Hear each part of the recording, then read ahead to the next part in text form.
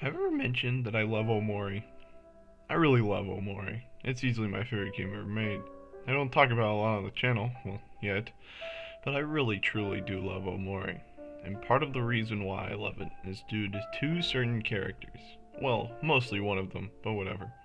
Captain Spaceboy and Sweetheart, the central romantic couple of the Headspace sections of the game, have one of my favorite dynamics in a video game. Before we get to the meat and potatoes of the video, I'm going to talk about a small thing that irks me. In most analysis of the game I see, headspace is sort of glossed over. A lot of people seem to think that the only part of the game that matters is the, quote, real world, end quote. Well, I'm no phenomenologist, but I like to think that there's no such thing as a unified reality. Human perception and experiences are what make up our understanding of what reality is, so how do we know if things are real if we don't perceive them? This is my argument as to why the dream sections of Omori still matter, even if they aren't, again, quote, real, end quote. They're just as real to Sunny as they are to anyone else, so what makes them less real? But even if you don't believe that, what makes them more or less real than anything else in Omori? In the end, it's all a goddamn video game anyway. Now, why do I think these characters are more than what others seem to think they are? Well, I think they both, and the relationship to one another, represent several aspects of borderline personality disorder. Let's break it down piece by piece. We first encounter Spaceboy when he's going by Space Boyfriend and moping in his bed. We don't know this yet, but he's currently going through a breakup with Sweetheart, and it's making him very, very depressed. He's crying into his pillow and basically catatonic, not responding to any of the other characters in the story. This is a problem because the main characters are searching for their friend and want to ask Space Boyfriend if he's seen their missing friend, so they set out to find a mixtape that might cheer him up. Already we see the signs of BPD here. When one has borderline personality disorder, one often forms attachments to a single specific person that they then orbit around as the focus of their life. When that person cuts themselves out of that person's life, it can be catastrophic. Without Sweetheart, Space Boyfriend sees himself as nothing. Hell, he even changed his name to define himself by his relationship to her. Space Boyfriend. But now that she's gone, he's in a depressive slump and crying himself further and further into more misery. He lost his favorite person, and this tipped him over the edge into a depressive episode. If you know anything about bipolar disorder, you know that there are such things as manic episodes and depressive episodes. Bipolar disorder and borderline personality disorder are not the same mental illness, obviously, but I use bipolar disorder as an example because it is much more well known in representative media. The only piece of media I can even think of that directly commentates, for better or for worse, on borderline personality disorder is Crazy Ex-Girlfriend, and while that's popular, it's fairly recent, and again, only one piece of media. A depressive episode is usually when one spirals so far into hopelessness and emptiness that one can barely do anything, whereas a bout of mania is where somebody feels like they are invincible and that all ideas they have are great ideas, often leading them to think of themselves as a god. Well, at least in my experience with mania, I feel like a god and the greatest author on the damn planet. Essentially, they are the polar opposites of each other, and both are very dangerous to the person experiencing them. Anyway, Space Boyfriend here is clearly entering into a depressive episode. He's literally not leaving his bed or doing anything to take care of himself or achieve his goals. These episodes can be triggered by many different things due to the volatile nature of the disorder, but this was a pretty major thing, all things considered.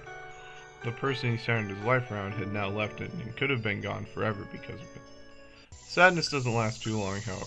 Once the gang returns with the mixtape he and Sweetheart used to listen to together, he becomes very, very angry. This is another common symptom of borderline personality disorder, irrational anger. Space Boyfriend dons the name Space Ex-Boyfriend and quickly lashes out at the children, who of course defend themselves from his assaultive attacks. Many people argue that this other side to Spaceboy is just intended to be a reference to how if you flip a mixtape, there's a totally different set of tracks on the other side, as this whole storyline is centered around a mixtape. But my response to that is, I don't care. Also, the way a mixtape feels is often how someone with BPD might feel with how they switch between emotions so frequently. So why not both? But seriously, I don't care. After getting beaten up, Space Ex-Boyfriend goes back to just Spaceboy and he feels a whole lot better. In fact, he feels so much better he basically takes control of the Space Pirates again immediately and decides to go out and get snow cones. Not exactly manic, but definitely an incredibly quick bounce back from something that emotionally wrecked him so much. This sort of quick response is very indicative that there might be more going on behind the scenes. Now we move on to my favorite character in the entire game, Sweetheart. Sweetheart is such a fascinating villain to me, and I have so much to say about her, but a lot of that does not have to do with this video. Right now, let's talk about what I see in her that's BPD related. And trust me, if you've played the game, you know that Sweetheart is in a constant manic episode. She is the definition of mania. An entire castle that is dedicated to serving her whims. She sees herself as perfection and goddesshood defined in a person. You can't go 5 seconds in her castle without seeing some kind of Sweetheart paraphernalia, like paintings or statues or even disturbingly realistic dolls that look exactly like her. Everything in Sweetheart's life is dedicated to Sweetheart, because when you only have good ideas, then why not make everything about you? You're the best thing ever. She's constantly making impulsive decisions on who to marry. She decides to marry Hiro within a few minutes of meeting him. She sends people to a dungeon on a whim. Of course, there's also the fact that she's one of 2 characters who can have the manic state in battles. And yet there's this crippling sense of emptiness. Many people say it's just because she's spoiled or whatever, but I think that's an ironically shallow way to read the character. I think that Sweetheart has this sense of emptiness to her because of, look at the video title.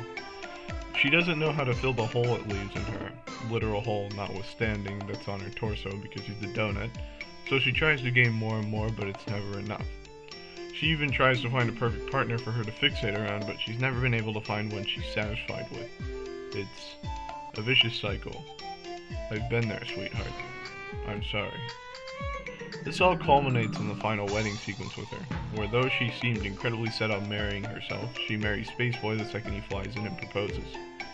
If that isn't acting on impulse, then I don't know what really is. She then blows up the stage and plans on leaving everything behind forever. Wow. Of course, this doesn't last. He ends up splitting up with Spaceboy within a day, thus rendering him the space ex-husband. Her episode continues and she tries to make clones of herself to wed instead, as she sees that she is the only true suitor who can marry herself. She has such an elevated sense of self that she sees herself as the only one for her. While not literally manic per se, it's definitely a logical conclusion of it. If you think that you're immune to harm and that every idea you have is great, I could easily see it as logical to assume that clearly you are the only person worth marrying. It's left ambiguous as to whether or not she did find love, but I like to hope that she did at some point. In the hikikomori route, you see that she's become a slave to Perfect Heart, one of her clones. That's just depressing for me. I have a very specific fear of being replaced by someone that everybody thinks is better than me. And that's why in the novelization I intended to give her a much better ending, and I think I did. But seriously, fuck you, Perfect Heart, asshole. Space ex-husband, on the other hand, falls further into his depressive spirals.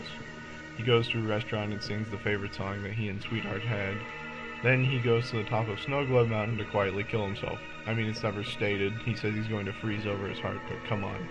You go up Snow Globe Mountain with no winter gear, you're gonna die, dude. It's only when the main heroes and his father, Captain Pinkbeard, intervene that he snaps out of it. However, I doubt this will be the last time he has this kind of episode. That second part you can only see happen in the hikikomori route, which is pretty sad all things considered. In the sunny route, you can't save Space ex-husband from himself. His own sadness devours him. Sweetheart and Spaceboy are 2 sides of the same coin when it comes to borderline personality disorder. One is manic, haughty, and impulsive, and the other is depressed, angry, and suicidal. Do I think they're a very accurate portrayal? I mean, obviously not. They're both very cartoonishly written. I just don't think necessarily it's a bad thing. This portrayal doesn't seem to be spreading any super negative ideas around because I'm literally the only person I've met who holds this interpretation of the game. The game isn't explicitly a BBD game. It's a game about depression or something. IDK, I didn't read Yume Nikki. Anyway, this has been Arcade Everlasting, your local Sprout Mole signing off. Thank you for watching.